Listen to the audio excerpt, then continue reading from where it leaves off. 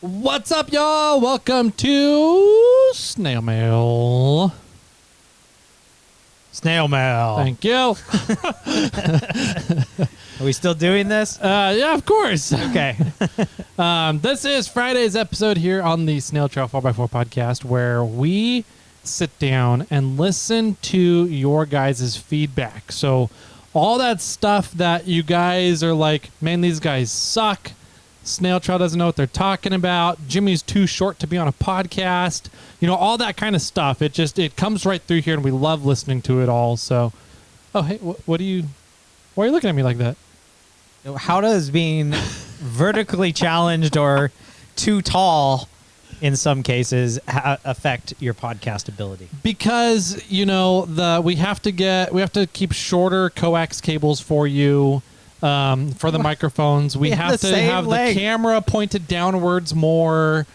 You know, it's a big problem. If it was up to me, the camera would be lower and it'd be pointing up, so it looked taller. Yeah, exactly, right. But it's not, because you're too freakishly tall. So we have to position the camera. Not the case here. That's pointing downwards. Yeah. Anyways, we'll have a vote. You people call in. Let us know. Is Jimmy too short for a podcast? Let us know. Phone in. 916-345-4744 and let us know with the podcast snail mail right here. I love you, buddy. Anyways, yeah, this is our voicemail episode where we get to listen to voicemails. Any guess on how many we have today? Oh man, I hope we're in the teens. Can we please be like 19? No, we're not in the teens? Mentally or physically? We're not in the teens? No. So we're like 12? No. Dang it. All right, 26. 24. 24. Yeah, 24 voicemails today. It says we have 11 missed calls. I don't know if I reset that last Friday when we listened or when we played the voicemails. Oh. So I think what I'm going to start doing is I'm going to start resetting. Yeah. The reset how many calls come in and see how many calls we get versus voicemails. Yep. Or we'll just count how many missed calls was voicemails. Mm-hmm. Okay. We have a text message actually. Oh, nice. What is it? All right, text message real quick. You might know this. Okay. I think I know it off the top of my head, but True. It's hey Snail Trail, what's the house song y'all use for the outro? Keep crawling. Oh, I don't know off the top of my head. I want to say it's called Come Bang. Maybe. It's in our show notes though. Oh, is it? Yeah. That would make sense. I think we had to reference it. It was open license as long as you gave credit to them. Yeah. I'm pretty sure it's in the show notes. I think our intro and mid-roll and outro are all in the show notes. Show music, mid-roll music is Coma Studio, and out-roll music is My Zong Kumbang. Kumbang? It's one word. I'm going to go with Kumbang. Okay. Kumbang sounds funnier though. Yeah. So there you go. And that was No Name. Okay. So the intro race car music is not in there. Because it was mid-roll, and so maybe we should add the intro music. Yeah, I need to figure out what that was. I think it's still set up as, I think we just labeled it on the music file when we import it. I think it just says intro, and then it has the name of the song. Gotcha. Like we were smart like that. Yeah. So yeah, it's Meizong, Meizong. Kumbang. Kumbang. There you go. And if you lose track of that, it's in the show notes on all the shows. On all the shows? Yep. I think so. I looked at the last show, at least on my list. It's not in the snail mail episodes because we don't use it. That's fair. That's a good point. So it's only on the regular scheduled broadcasts. Cool. On Mondays and Thursdays. Wednesdays. Thursdays. Whatever. Wednesday's the other podcast. Oh, that's right. Okay. My bad. All right. So shall we get to some voicemails then? Let's do it. All right. First one up is Florida Frank. Florida Frank. He's probably saying he's not Frank Gillespie. Yeah, right. I was going to say, who is not North Carolina Frank, or what did we say? Beekeeper Frank. Beekeeper Frank. That's what it was. Yeah. All right. Here we go, Florida Frank. What are you up to today? Hey, it's Florida Frank here. Hey, Frank. Listening to episode 606, Memorial Day weekend. You guys were both in the water. I don't know, I kind of heard it. Jimmy was in the water up to his knees, and Tyler was in water up to his ankles. Isn't that like the same depth of water? I don't know. That's kind of all I heard when I heard it. Keep crawling. Have a nice day. That took me a second to get. I think we know which way Florida Frank swings on is Jimmy too short for podcasting. Thanks, That's Frank. so funny. I totally did not plan that out. Oh, Frank, you just made my day. Tyler was looking at me like he was so confused, a little lost puppy look, and I'm like, this asshole. Oh, I'm crying. That was good. That was good, Frank. Good. Thanks for calling in. That was funny. And yeah, I just get ready. If I can take the punches, you should be able to also. If you can't take them, don't give them. Florida Frank. Yeah. Not beekeeper Frank. All right. Oh, that was too good. I can't see straight. All right, this next one, I think it's Zach from Oklahoma, but I can't see straight right now. Here we go. Thank you, Frank. What's up, Jimmy and Tyler? So many people called in about Rover stuff. Well, I've got some Rover information for y'all as well. Apparently, if there's no oil under a Rover, there's no oil in them. Wise words from a tow truck. Y'all keep crawling. Have fun. People are out for violence today. I know. Damn. Oh, yeah, I think that's a good rule of thumb for all of our off-road rigs, though, right. Zach. If there's none leaking on the ground, then there's none on the inside. And I did pull Bobcat into the shop the other day to start working on that power steering stuff that I talked about on yesterday's episode. And now there's a puddle of gear oil under the rear diff. So you're happy to report there's still oil in Bobcat? 100%. Perfect. Yep. Still going strong. Front diff, though, questionable. Yeah, I need to check that one, obviously. Yeah. Oh, man. I'm loving today's voicemail so far, guys. We actually have a package here. Speaking of Zach from Oklahoma, we have a package here from him with some really creative artwork. Yeah, absolutely. We got a Forerunner on tracks and a snail. And then this is Bobcat on the, I don't want to like roll this over. It might be. Oh, yeah. And then there's Bobcat on there. An awesome drawing of a truck. Mm-hmm. Is there one on that end? There's a sticker that says, "Our minds are always racing." I like it. So, and it's in a Toyota Lexus genuine parts box. I know. It's very fancy. Very nice. I think we'll open this on Monday's episode, just in the beginning of Monday's episode. So, Zach, get ready for that one. Sweet. All right. Thanks, Zach, for calling in. Thanks for the good input about Rovers. All right. So I'm going to give you a over-under odds. Okay. On who's on next? This next one. Not who's next, but whether this person chose violence today as well or not. I'm going to go with yes. Let me tell you who it is. Okay. Donnie. Rover Don. Yes. I'm going to go with yes. I'm going to go with yes this morning. I think he's in retaliation of all the Rover stuff that was talked about before, which is hilarious because Zach just called in to lay into the Rovers some more. All right, here we go. Donnie calling in now. Did he choose violence? Hey, boys. Rover Don here. I'm calling. I just got your last SnailMail segment there where Karen, 559 Tony Aaron guy, apparently I need to apologize on behalf of us Rover owners for offending. A lot of us just really never got over the Queen passing. So, we can get a bit snitty with the Colonials sometimes, but we try. And I want to say, that you keep your Grey Poupon on hand. That's very nice, and it's not in the refrigerator. That's okay, because traditional English refrigerators were often made by Lucas, so we're accustomed to not having cold. So you guys are you're not doing anything wrong. We're good with that, and on behalf of us Rover people, It's okay, Turd. We got you. It's cool. I'll talk to you guys later. As to the sucking to Toyotas, I'll leave that to you for today. All right. Actually, he didn't choose violence. I was impressed. Yeah. Good job, Don. He apologized to 559 Tony. Or Taryn. Aaron. Tony Aaron. Yeah. All the above. Yeah. So good job, Donnie. I'm proud of you. You're breaking the mold this week on the snail mail episodes. Yep. We both failed the over under. Yep. I will say, I called right back. Please tell me he called right back and then got angry. He did not. Okay.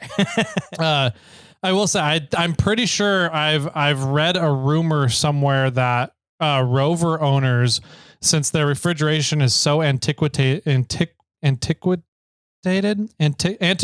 what I'm looking for. Okay. That they're still, in order to go out on a trip, they encase their beer in salt. Oh, that could be. Yeah. So I've just salt water. Heard a rumor, iced. salt. Yeah, that's how old refrigerators worked. Was you just crusted everything in salt. Got it. So okay, good to know. That's how it kept it safe and dry. Mm-hmm. The refrigeration drawer in a Rover is a drawer just full of salt. It's a giant salt lick. Yep, pretty much. Yep. Okay. All right. Dawn didn't choose violence, but I did. Yeah, there you go. I got enthused. I got whatever. I chose violence. Motivated. There we go. By the previous callers. All right. Next one up is a dual call. Oh. He reached the 3-minute mark. Oh, okay. First one has no transcription available, so I have no clue what this is about. And bring it on. But it's 3 minutes long. All right. There we go. Hey guys, Uncle Weirdo here with Low Budget Off-Road. I'm calling just to throw in a different topic. Kind of curious. I've had a lot of different rigs throughout the years, wheeling. I've had a few Samurais, Broncos, a Jeep, a couple Toyotas. Recently I've been wheeling side-by-sides. I've got one. It's, fairly built, nothing too crazy, some bolt-on stuff, but I'm just curious to hear from you guys and some of the other listeners how, if has anyone ever wheeled one, what you guys think, wheeled with them. Just kind of get your guys' feedback. Kind of curious, just to stir up a different topic. The next one or thing I had was a lot of talk about tools and tool storage. I kind of believe in carrying obviously what you need for your rig. Make sure you have everything, because you won't be the guy that broke something. You only have the right tools for your rig. That's just kind of that's not a good situation. But at the same time, I like to carry at least a basic set of, like on my rig, I can get away with 3 different sockets, but I would bring probably at least a decent little set with all the ones I need plus the in-betweens, just to try to help out those guys on the trail that are broke down. Maybe I can lend a hand. That goes for any wrenches and stuff. I'll carry the in-between sizes as long as it's not too crazy, but I'll carry a little bit extra, try to help out on the trail. If I come across someone broke down, lend a hand where I can. But it's the way I do it. But as far as like the tool storage, I use the Milwaukee pack-out system. I don't know if you guys know about them, but it's a pretty cool system. It's got a bunch of boxes. You can get coolers. Now, I mean, they got a whole system. You can go into almost any hardware place and find them, and it's pretty cool. You buy the base plate. I got it mounted in the back of my Honda Talon, and everything clips in together. No need for straps or anything. They're very durable. They even got a cooler set up, and it's pretty awesome. It's a cool, quick storage. It clips in, clips out. You can take it out, walk it right over to your rig or someone else's, and it's just a good little system. The last thing I have is about the whole trail rating thing. I like the double-digit rating, from was it 1 to 99 based on the rig experience and how that rig would do on a given trail. I like that system. I think it makes a whole lot of sense. Talking about the driver experience in it, though, I think that just overcomplicates things. Maybe just a little bit, but maybe the driver experience should go into the rig's capability. So like the rig's a 2 or 3, it's fairly moderate, but you got a super good driver behind the wheel, maybe it should go up a digit because that driver can make it. Wah, wah, wah. Time Time's up. Do we want to answer or talk about the first few things? Yeah. Before we move to the next Before one. we move on. Yep. Wheeling with side-by-sides. I don't do it. You avoid it? You've never done it? I don't like getting STDs. STDs. Yeah. Isn't that one of your products? It is actually. Yeah. Fair point, Jimmy Jet. No, I've definitely wheeled with side-by-sides. I've wheeled the Rubicon with them. I've wheeled Ford Ice with them.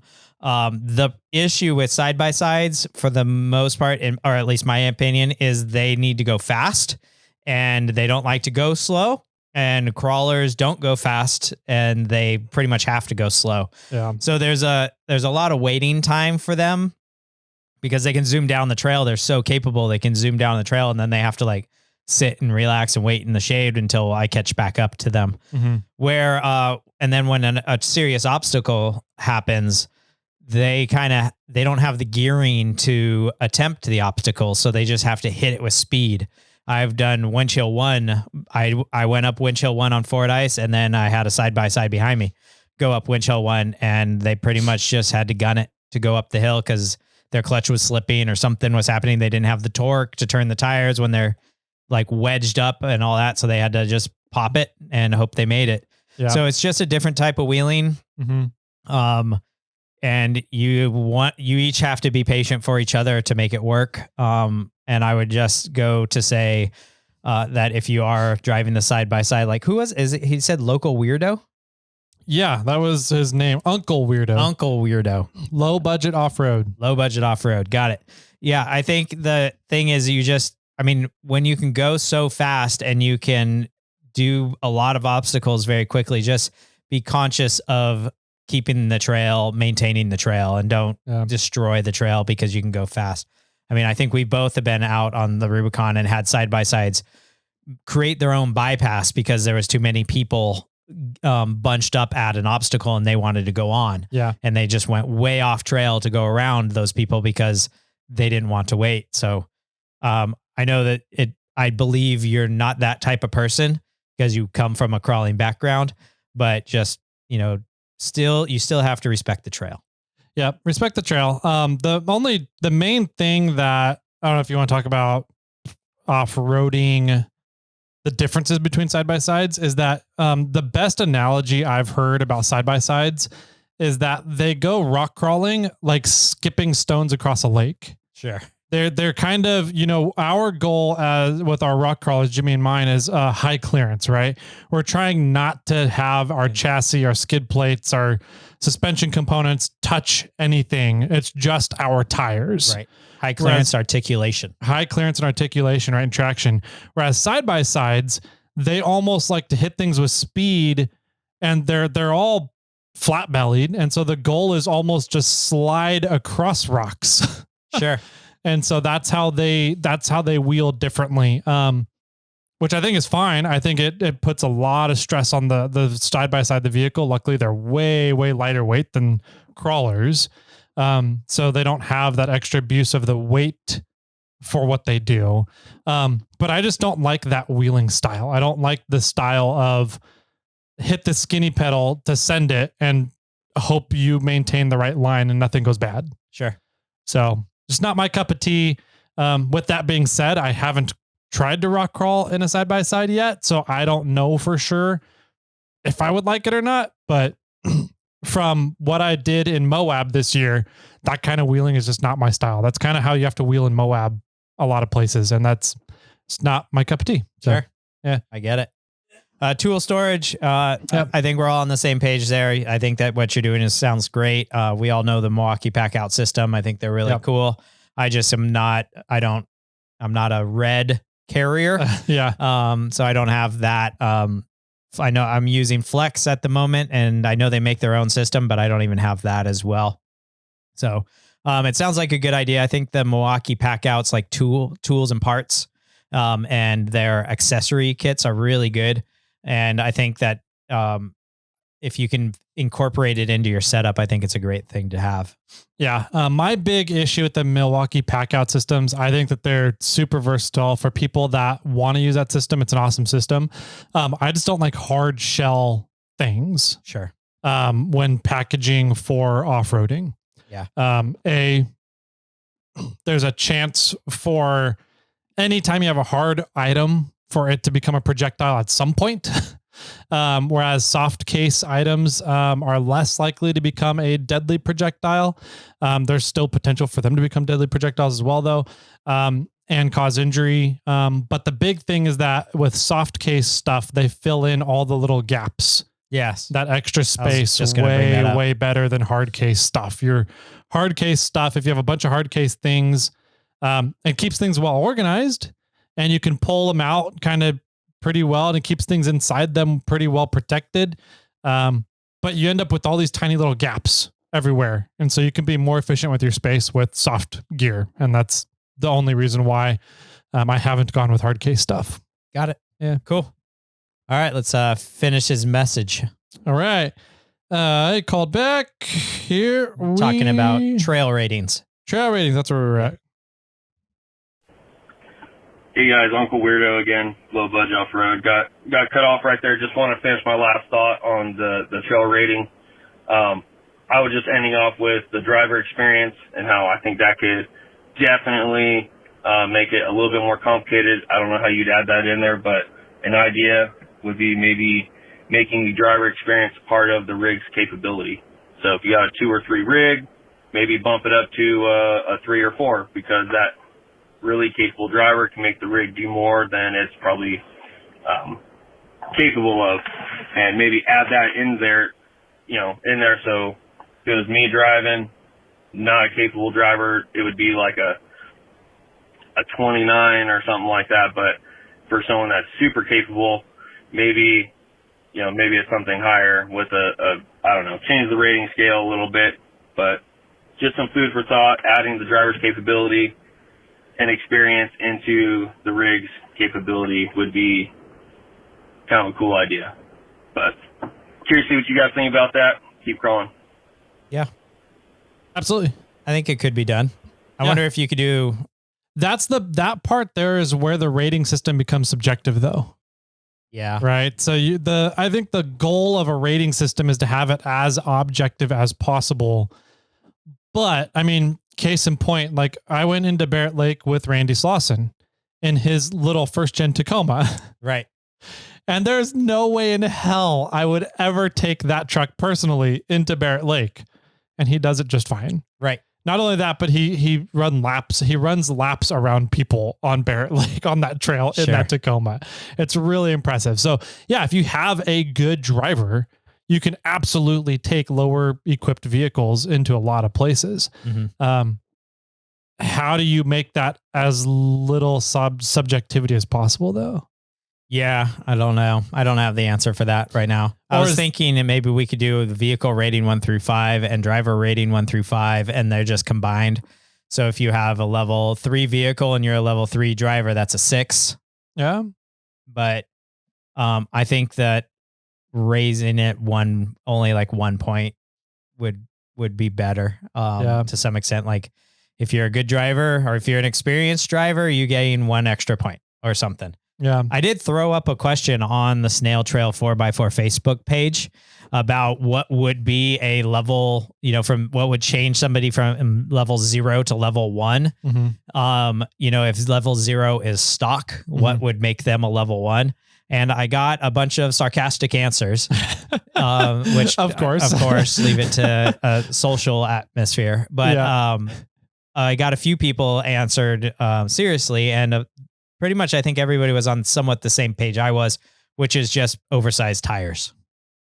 Okay. And so I was going to start playing with this a little bit, but there wasn't that much seriousness happening. Mm-hmm. And there's so many different aspects of upgrading a vehicle that I don't think it's as easy as going like, oh, if you got oversized tires from stock, now you're a level 1. Mm-hmm. If anything, that should be like a fraction of a point. Yeah. And there's a few things that add them up to be a 1. Mm-hmm. Cause like if I've solid axled my truck, I'm running a 3-link, I'm running lockers front and rear, I've got dual T cases, I've got all these things, and I'm only a level 6-ish. Mm-hmm. Like I did more things to my vehicle than just adding 1 point to each. Yeah. Right. Because if I did, if I'm running 37-inch tires, if you count a tire upgrade from stock, every inch is plus 1 point, then, those people that are running 40s are already at a level like 8. Yeah. So there's, I think there's need to be a lot more thought process than just what would upgrade you to level 1. And my thought is that, you talk about oversized tires, but like lockers can overcome oversized tires. Absolutely. In a heartbeat, right? So there's different things. Like if you look to think of what do oversized tires achieve for you, a bigger rolling radius so you can get up objects easier and maintain traction on objects easier. More ground clearance. But lockers can kind of help with that. A lift can help with that. A better suspension system with more articulation can help with that. So it's like, I really like the idea of listing out, here's all these upgrades you can do to a vehicle. And which ones do you have done to your vehicle? You get 1 point or 2 points or 4 points or 1 point or half a point for this thing. 1 point. I don't think the thing. And then you add up all your points to figure out what is the overall rating of your vehicle. Sure. And what I think would happen is either you need to make all the points into decimals. Mm-hmm. Like if you have oversized tires, if you have oversized tires from, let's say 31s to 33s, you get 0.1. Mm-hmm. Or if you have 33s to 30 or 35s to 37s, you get 0.2. And then when you add up all these decimal point fractions of a point, it actually makes you into like, oh, now I have an 8.3. Mm-hmm. Right. Or you say dual T cases with a 4.7 is worth 7 points. Yeah. And 40-inch tires is worth 5 points. And then you have okay, Bobcat scores 35 points. And then you go 30 to 40 is rated a 6. Yeah. That's kind of how I would think of it as doing. Yeah. So, cause I was trying to figure out like, how do you put a point value on a certain thing? Yeah. And does the point value need to be small enough so when it's all added up, it's a single digit at the end? Yeah. So that people can add up these things and go, oh, I'm in the 6 range, or I'm in the 5 range. Or do you have more points and then you make a value worth a certain point level? Yeah. I think it would have to be a multi-stage process. I don't think there's a way to do it well as a one-stage thing. Yeah. Like what we currently have. Right.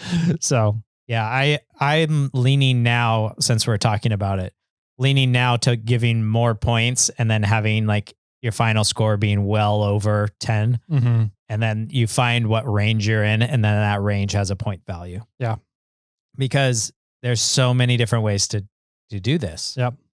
Whether, you're running 40s or you've got lockers or you have, 7 light bars, it's just a matter of how does that help you off-roading? Can we just agree to a couple of point evaluations real quick? Possibly. I don't know where you're going with this, but yes. Air conditioning, 10 points. -5. No, 10 points. A siren, that's at least 7 points. I don't know. I was going to say at least you have to have a horn. Yeah. Right. It's a you siren. Need a horn. Siren, 7 But points. Horns are 2 points. Okay. We'll put 2 points for horn. Dana 35 axle. That's like negative, right? Yeah. That's -100. 100 points. Okay. Glad we're on the same page on one of them. Okay. Anyways, all right. So, I think there's definitely still we're digging further into trail ratings and how do we figure out this trail rating business. So if you guys are serious, go to the SnailTrail4x4 Facebook page. We have a special group, but go to the Facebook page, the normal one. And I'm down. I would like to start this conversation. I think it would be a fun mental challenge to figure out like how much things are worth and how to go about it. And maybe even the first step is just like, let's break down our rigs and talk about what things we've done to it and to how make it more capable, quote unquote. Yeah, to make it more capable. And we need this list of all these upgrades that you've done. And it doesn't have to be like, tinted windows. Yeah, well, I'm just saying, like, upgraded, a basic upgrade to some extent. I don't know if we need to keep on there, and I'm blanking on what a good one ball would joint be. eliminators. Yeah, something like that. It's an upgrade on your vehicle, but it has no benefit in improving your off-road experience. Things we don't need to talk about, but possibly doing a solid axle swap that. Or if you're still independent, or if you're solid axle swap, that could be a difference, right? If your size of your tires could definitely play into that. If you're on leaf springs or linked, all these things will have different points ratings, but we need to list all these things out first, so then we can start giving them point ratings. Yeah, I agree. I think it'd be cool and fun to go through all this. And then it'd be fun once if we ever come to a solution. This may just be like a perpetual ongoing thing forever. But if we ever come to a conclusion of a system, take it to like El Dorado County or El Dorado National Forest or Onyx and somebody, and be like, this is our idea. How do you guys think of this? Is what Snail Trail 4x4, the podcast listeners, everybody has come together to come up with. What do you guys think of the system? Yeah. I'll start a new post on that page and be like, list out your upgrades. And maybe I'll start one of those like polls, so everybody can add, add stuff, and it'll just continue to add. And then you can, thumbs up or thumbs down upgrades that you've done, or upgrades that have happened. And we can kind of get an idea and a list of what upgrades people are doing. Yeah. Cool. I like it. So that does it for today. Yeah. We're at about time limit for Friday. So, hopefully that was fun. Great conversations. We love when people get to call in and, choose violence and when people call in and have fun conversations to chat about. So, that'll do. We'll leave the other 19 voicemails for next week. Okay. And, we'll see how many of you guys, call in between now and then. I guess that's about it. I guess to call in, you guys should know the number by now. It's 916-345-4744. If you guys have a complaint about the show, and you don't really want us to air it, and you just want it to come to us personally, you can call in at 408-800-5169, and then we'll review those ones and we'll reach back out to you. We get to those ones pretty quick. So we'll reach back out to you about a week or so. And, let you know if we got a solution for whatever problem you brought up. So yeah, just like the albino sand squirrel did. Yeah, exactly. All right. I think that's about it, Jimmy. Are we done with this? Are we out of here? Or Let's do it. Yep. All right, everybody, enjoy your weekend. We'll see you Monday. Peace. The number you have called has been disconnected.